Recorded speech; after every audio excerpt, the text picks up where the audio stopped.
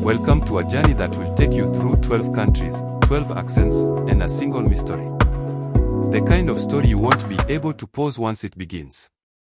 If you love stories that captivate you and make your mind travel, subscribe and hit the bell because this story is just beginning. Background: rain falling, distant city. Traffic: American accent, confident. Steady. It was a stormy night in New York City. Emma Carter, a fearless investigative journalist, pushed open the door to her small apartment. She shook the rain off her coat and froze. On the floor lay a small, unmarked envelope. She bent down, tore it open, and found a single piece of paper with elegant handwriting. Voice low, dramatic if you want the truth, follow the trail across the world. Don't trust anyone. There was no explanation. No name. Only a faint Canadian stamp. Emma's mind raced. She grabbed her passport. Sound: plane taking off, transition to soft snow, Canadian accent.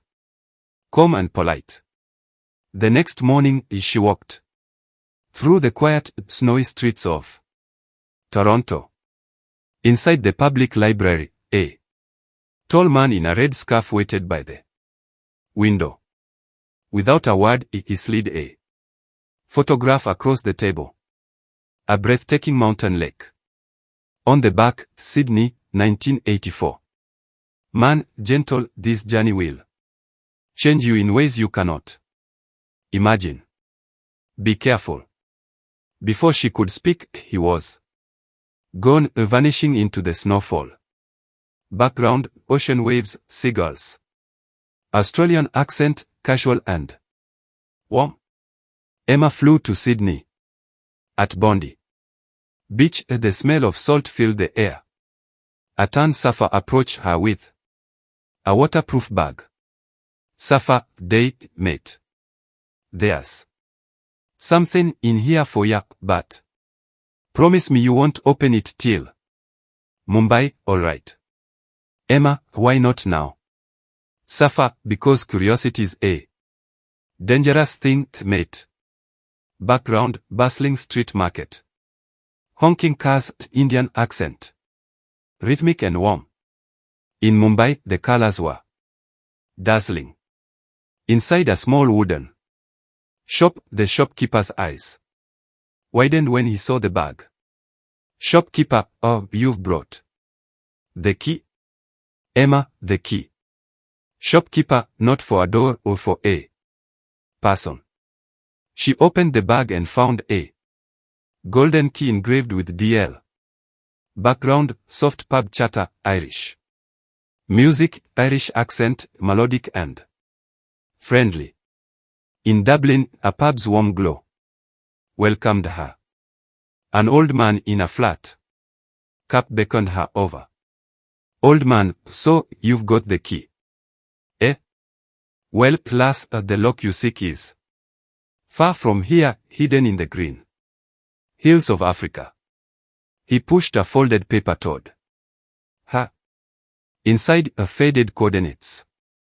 Background: savannah wind, jeep engine, Kenyan English, command. Steady.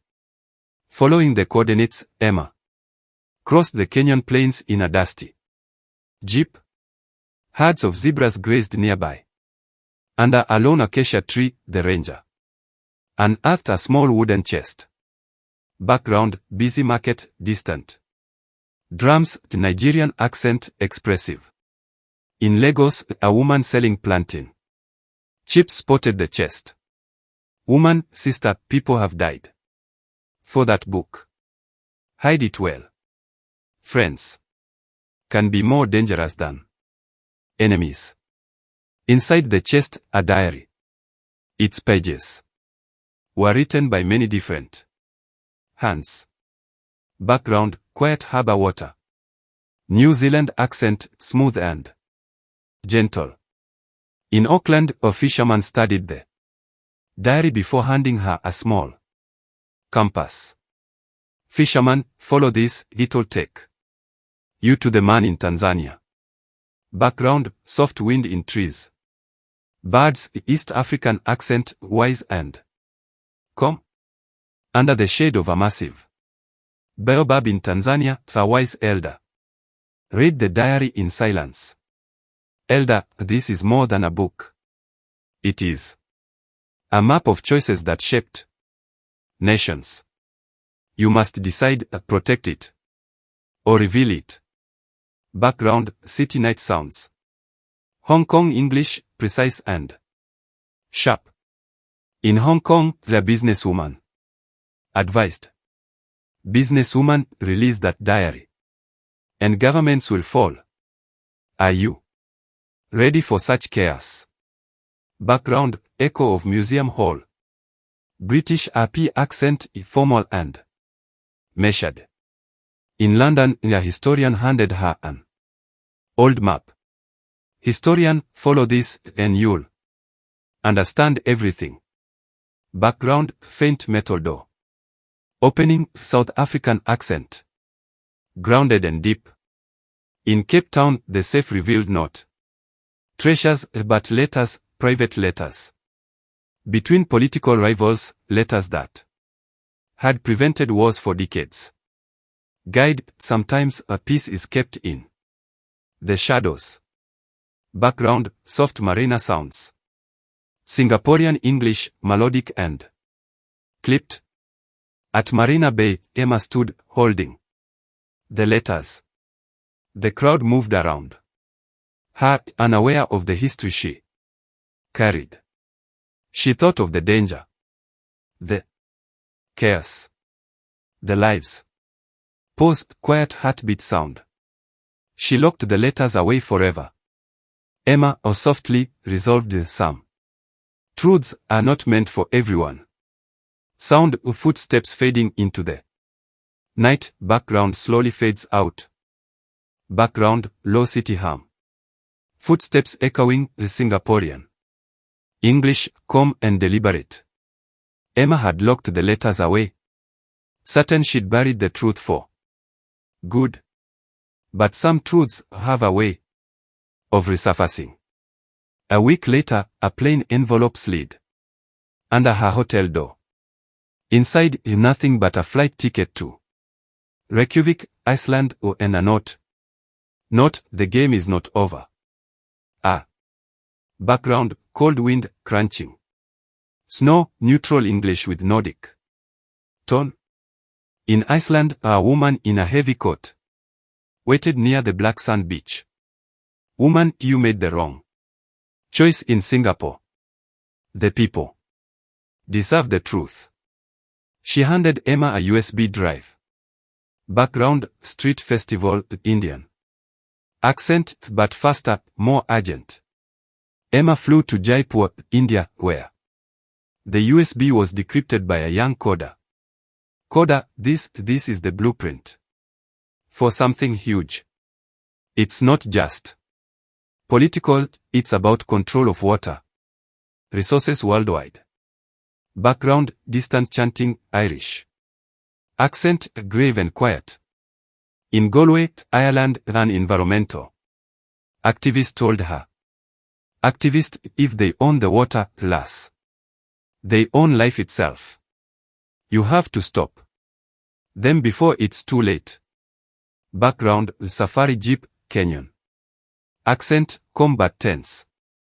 Emma returned to Kenya, where the same ranger from before warned her.